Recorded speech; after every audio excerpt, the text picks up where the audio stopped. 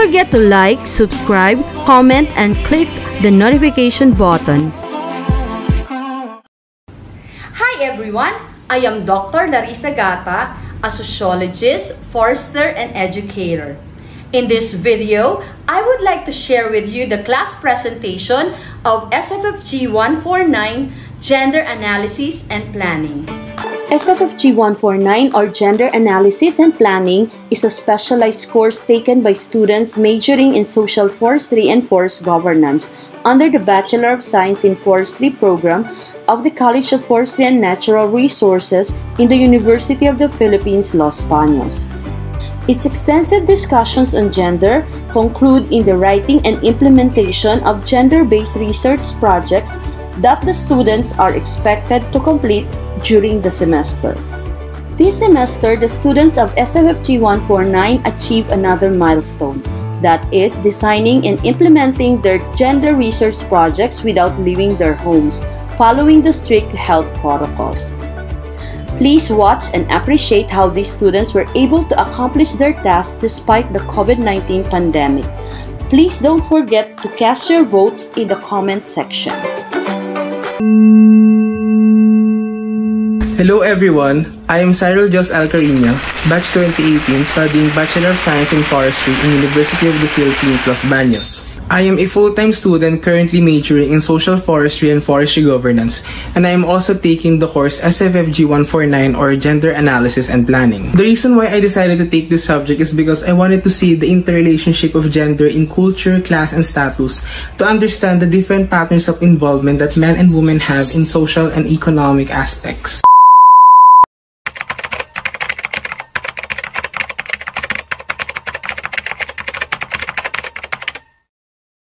In this video, I will be presenting my research topic in SFFG 149, or Gender Analysis and Planning in Forestry.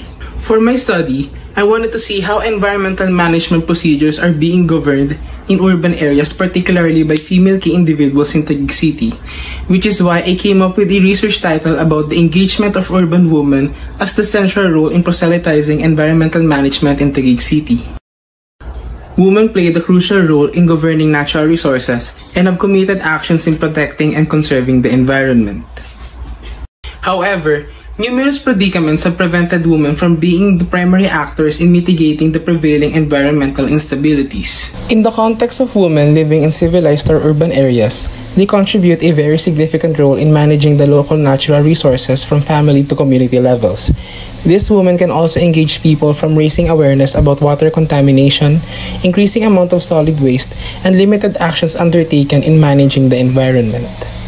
The general aim of my research is to evaluate the role of urban women as the central role in proselytizing environmental management in Taguig City.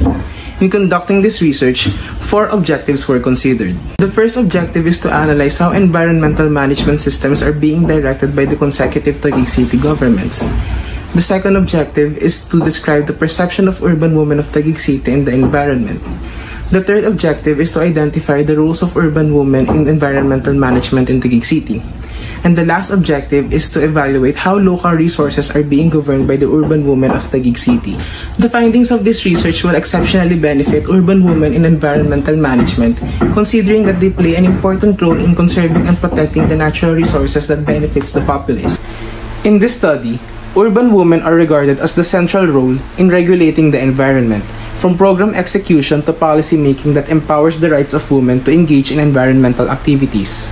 More so, the study will be significant to the society as a whole, for it informs them about the contributions that women provide in environmental management, and how women are regarded as the key individuals in ensuring the proliferation of environmental management in Taguig City. In this part of the video, I will elucidate how the imperative data and information to convey the research questions and objectives was collected, presented, and evaluated. In the research methodology, the research guide questions, place and duration of the study, unit of analysis, sampling method, and research methodology will be presented to give a grasp on how the data were collected. For the case of this study, I focused on the engagement of urban women as the central role in promoting environmental management in Taguig City and aims to answer the following questions. What is the perception of female key individuals of Taguig City towards environmental management? How will they involve in the protection and conservation of local natural resources? And what are the policies that regulate the environment of Taguig City? For this research, Taguig City is selected as the area where the study will be conducted. The data required in the assessment have been collected from different female key individuals from 5 different barangays in Taguig City, specifically South Signal Village, North Signal Village, Central Signal Village, Pinagsama Village, and New Lower Bicutan. The completion of the study can be achieved within a given semester, which is from the month of March to the month of June, which is also the advisable time frame for the duration of the study. 5 respondents were stipulated respectively from Barangay South Signal, Central Signal, North Signal, Pinagsama, and New Lower Bicutan to participate in an interview regarding the engagement of female key individuals as the central role in promoting environmental management in Taguig City. The age of the participants ranges from 30 to 35 years old, currently residing in Taguig City and working in their local barangay by enforcing laws, maintaining public order, and ensuring the regulation to pollution control and protection of the environment. The purposive sampling method was utilized for the selection of the potential participants in the study. I used this technique to identify my respondents because the target participants have already designated their disposition to participate in the study.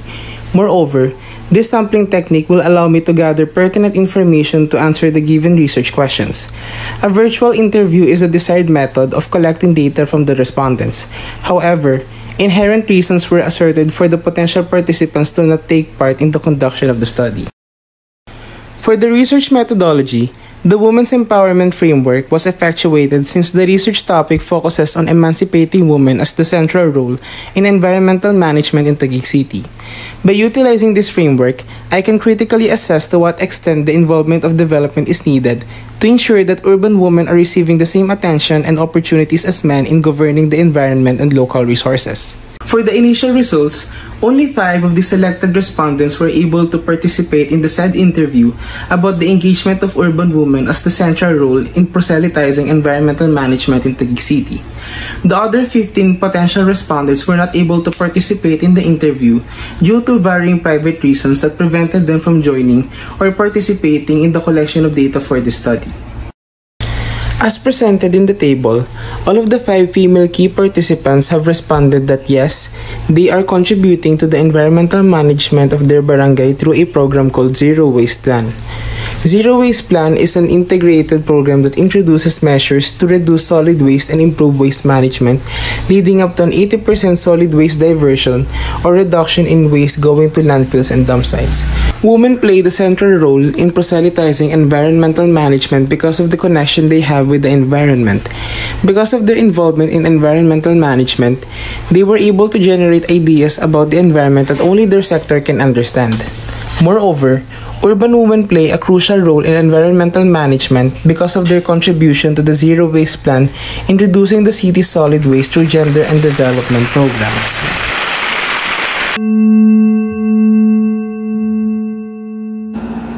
Hi everyone, I am Paula and I'm here to present the initial results of my gender study on women-led sustainable enterprises and initiatives on online platforms in the Philippines. According to literature, women-led businesses are more likely to close during the COVID-19 pandemic than men-led businesses. There is a gender gap in terms of the motives and challenges faced by women in online enterprises. For example, literature says that women's motives are driven by necessity rather than opportunity like men. More than that, research also shows that women pursue business at the expense of other people. Due to the pandemic, online selling has been a trend and many Filipino women have used this as a backyard income to sustain themselves during the quarantine period. But despite this, there are many gender gaps in business that needs to be addressed in the Philippines. This gender issue, it motivated me to focus my study on Filipino women-led enterprises and initiatives that sell sustainable items, have partner communities, and use online platforms. As a qualitative research, My aim is to answer the following questions through the use of online in-depth interviews. These women voluntarily participated, and the results were extracted through transcribing and determining themes within their answers. Due to the time constraints, I have successfully interviewed 5 Filipino women to jumpstart my research. For the first research question, there's definitely women-led online businesses and initiatives. We can see their socio-demographic profile here. 3 of the 5 participants only use this as a side business for additional income, while 1 out of the 5 of these women do not gain any profit from their enterprise. For their monthly income, these businesses' profit ranges from 10,000 pesos up to 80,000 pesos monthly, which are from tickets, commission rates, reselling, and creating products. The motivation of these women are divided into the following themes. First is the personal relationship, whether with the community or their partner brands. All of them started from being close to the communities, donating, and then started an initiative within the community. Second theme is the access to sustainable products. 2 out of 5 of the participants told that they curate sustainable products that are user-friendly, affordable, and accessible to everyone.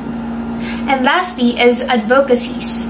Their motivation is that they enjoy storytelling, and this provides an outlet for their creativity, collaboration with the communities, and creation of new products with communities that benefit them both ways. These make up their strong why that makes them continue on with their business and initiatives despite the challenges of the pandemic. Talking about challenges, they faced great ones during the pandemic. The first one is the feeling of overstepping and making decisions for the community. 2 of the 5 businesses experienced a shift from ecotourism to selling products. Due to the constraints, they were forced to shift into another income-generating activity which involved a lot of decision-making. The second one is the limited mobility and communication. There were a lot of logistics dilemma that were experienced by the businesses, including the provision of raw materials for the products that they are creating. Lastly is the convincing people why these products are essential, or basically the marketing of these products. Of course, there are also successes.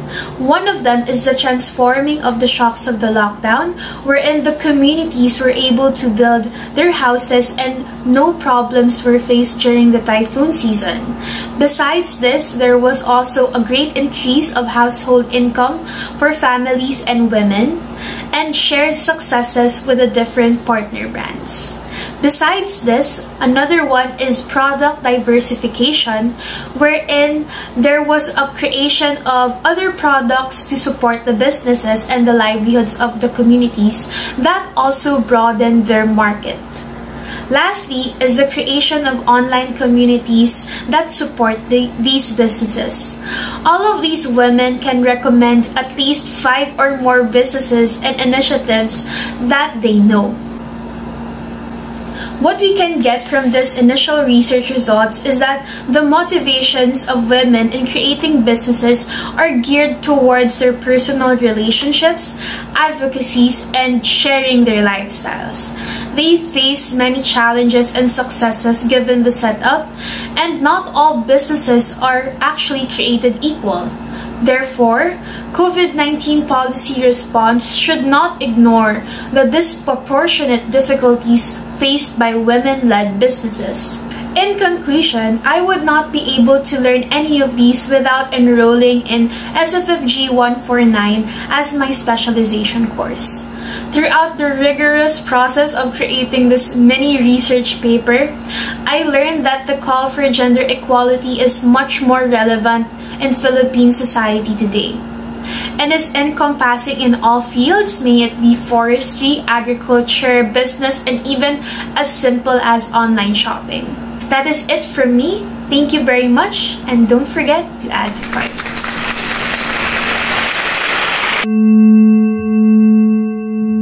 Mabuhay! I am Justin A. Marisigan from CFNR UPLV.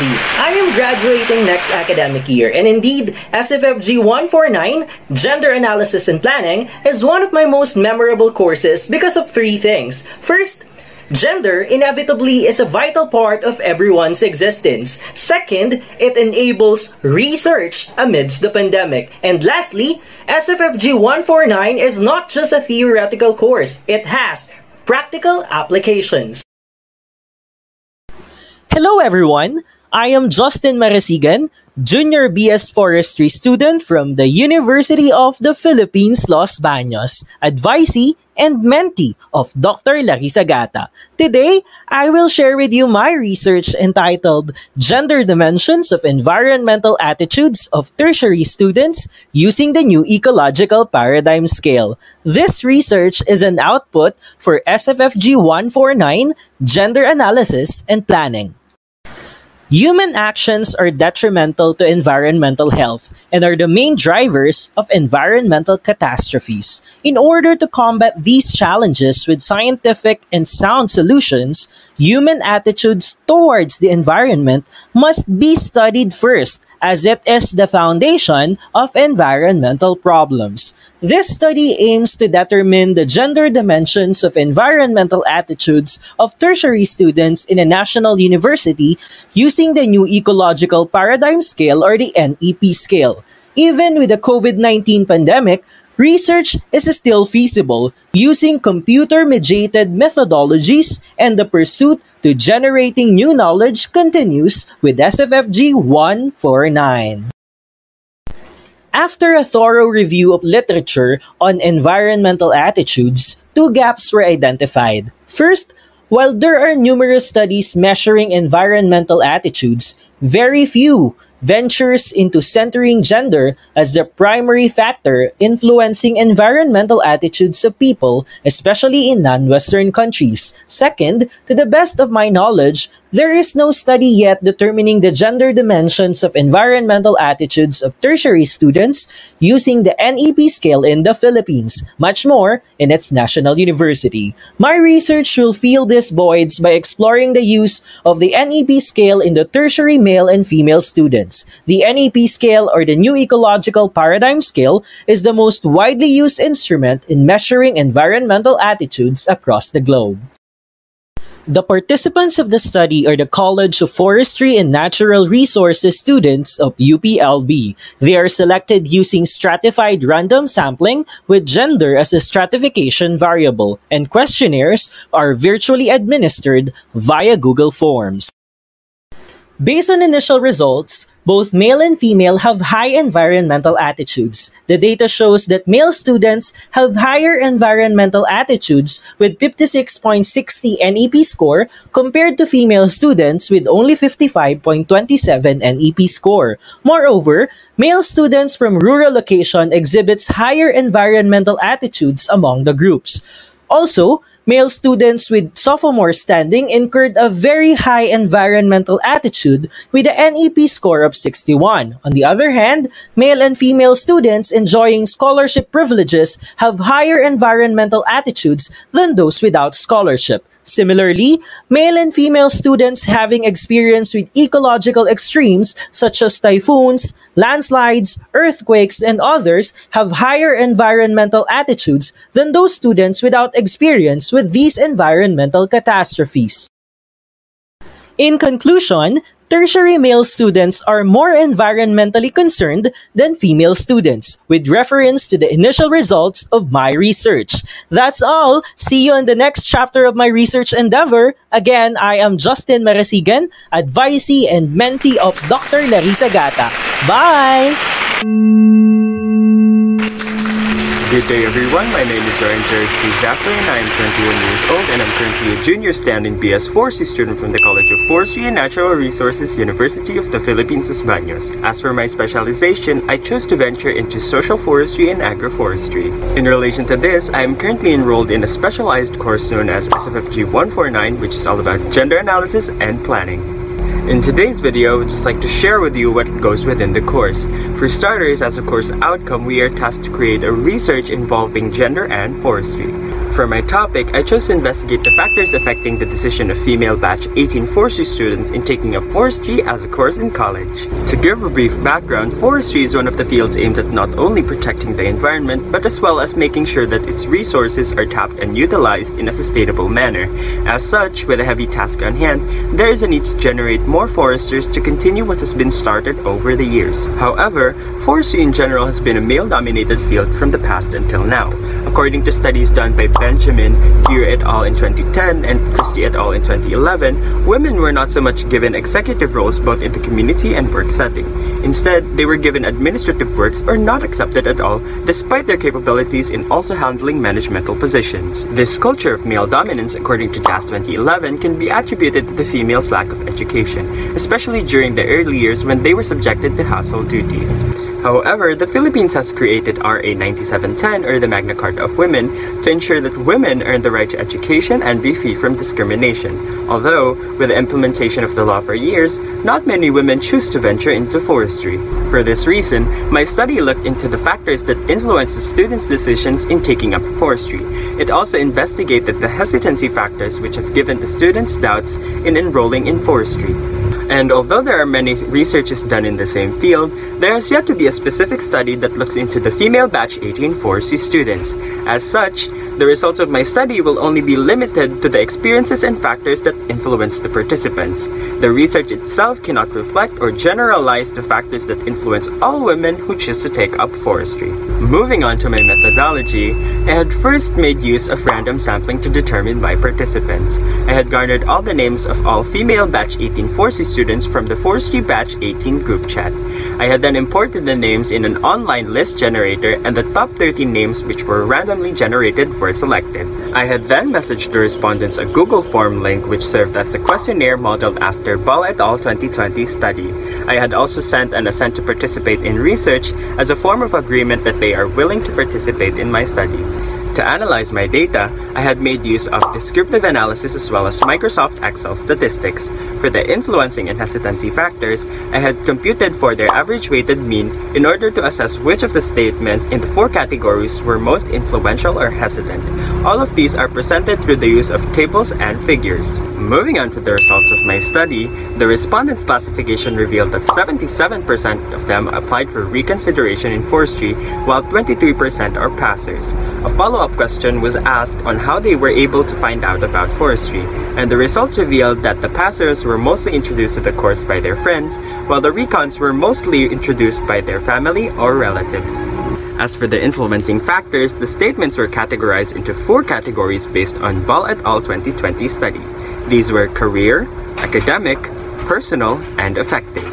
For both recons and passers, it was observed in the career category that employment opportunities was the highest, with an average weighted mean of 3.43. As for the academic and personal category, tuition fees with a mean of 3.33 and concern for environmental problems with a mean of 3.43 respectively were the highest influencing factors.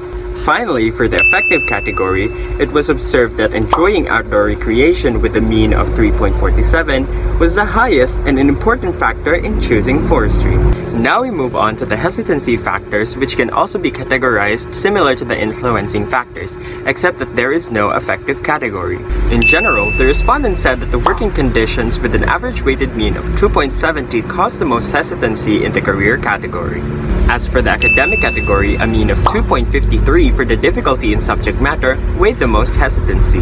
Lastly, for the personal category, both the minimal exposure to forestry and related natural resources caused the most hesitancy with an average weighted mean of 2.27. When comparing the results to other studies, according to Pascual 2014, high school students usually look into the availability of work after graduation as a major factor in choosing a college course. This is followed by their interest as well as their family business. Aside from this, according to Relu et al. 2017 and Ball et al. 2020, factors such as job satisfaction, subject matter, working outdoors, and enjoyment of nature were other factors considered before enrolling in forestry and related degree programs. However, hesitancy factors include earning potential, availability of funding or scholarships, contentious political issues, and work location. And in addition, females particularly had a hesitancy factor towards the inequality their gender experiences in the field. In summary, the results of the study showed that female Batch 18 forestry students are influenced by factors such as employment opportunities, tuition fees, concern for environmental problems, and enjoy outdoor recreation. As for the hesitancy factors, these include working conditions, difficulty in the subject matter, as well as minimal exposure to FRNR during childhood and high school years. As such, it can be seen that the conditions in the College of Forestry and Natural Resources are different compared to other countries when it comes to the inclusion of women in the field of forestry. It only shows how far gender movements have come in pushing forward gender equality both inside and out the academe. And basically, that is what SFFG 149 is all about. Aside from tackling the history of gender oppression, we are also taught the various movements that push forward for gender equality and even learn the different methods in conducting gender-related research. And I guess that's about it for now. I hope I piqued your interest in the course and I hope you learned something from this video. Keep safe, stay healthy, and I'll see you in the next one. Bye! Hi everyone, I'm gushala Zalameda, one of Dr. Gata's students in the course Gender Analysis and Planning. In this video, I will be presenting the results of the study that I have been working on for the past weeks, which is about the job opportunities given to female PS Forestry graduates before and during the pandemic. But before we start, let me give you a brief background of my study. The Bachelor of Science in Forestry is a 4-year degree program that trains students how to manage the social, economic, and environmental dimensions of forestry resources. Yup, you heard it right. This course is not just about planting and cutting trees. In fact, there are a lot of courses that we need to take before we graduate. We have the taxonomy of forest plants, geology in forest soils, forestry extension, forestry economics, forestry engineering, and of course this gender analysis and planning, just to name a few. That being said, there are also tons of different career paths that graduates from this program can pursue. So a few weeks ago, I DM'd about 30 female BSF graduates from the class of 2019 and 2020. I sent them the link of the Google form containing the questions that can help me achieve the objectives of my study, which are... Luckily, I was able to get a response from 17 graduates, 9 from the class of 2019 and 8 from the class of 2020. As of now, 15 of them are currently working, and here are the career paths that they are currently pursuing. Based on the responses of the participants, I was able to identify some factors that might have affected their current employment status. Just a disclaimer. The results of this study do not reflect the experiences of all female BSF graduates and are not intended to represent or guarantee that anyone has or will experience the same. The said factors include their license status, educational degree, and of course the pandemic. Among them, the pandemic seemed to have a huge impact on them. According to the participants, in most forestry-related jobs, especially in government agencies, require eligibility. Hence, professional license is a requirement. However, for those who graduated in 2020, this has been a problem. As we all know, last year, the pandemic happened. Thus, the forestry licensure examination was cancelled. Now, if you're wondering why my study focuses only on the job opportunities given to female BSF graduates, here are some of the reasons why. Historically, forestry is a heavily male-dominated industry, wherein women are often marginalized. To date, numerous efforts to lessen the gaps between both genders have been made. However, recent studies show that despite these efforts, gender-related norms are still present, making it challenging for the sector to reach its goal to become more gender-inclusive, more gender-equal, and less gender-segregated. Moving on, here are the findings of the study based on the responses of the participants. There are still sectors of the industry that are male-dominated. However, there are also other sectors that are either female-dominated or equal. In the case of higher positions in the workplace, just like in previous studies, most of them are still male-dominated. And in contrary to previous studies saying that the participation of women in decision-making process is still hampered by different factors, all of the respondents who are currently working said that to date, women do participate in the decision-making process within their workplace. Some of the respondents said that their employer does consider gender in delegating job assignments. And in some cases, salary gaps between male and female working on the same level in their organization are still present. And most of the participants also agreed that their gender have influenced their profession. And aside from these findings, I have also learned that some of them have experienced gender discrimination. Lastly, some of them also believe the treatments between genders are different. I feel so sad to know that even in this modern day, gender issues are still prevalent, especially in workplaces. But before I end this presentation, let me tell you something.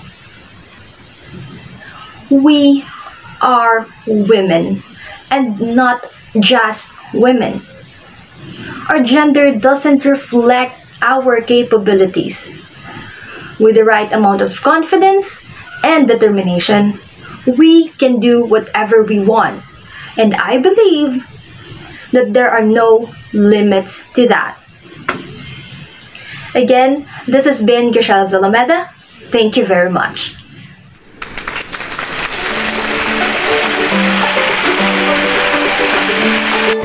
I hope you enjoyed watching the video. Please don't forget to subscribe, like and comment, and click the notification button. I'll see you in the next video. Bye!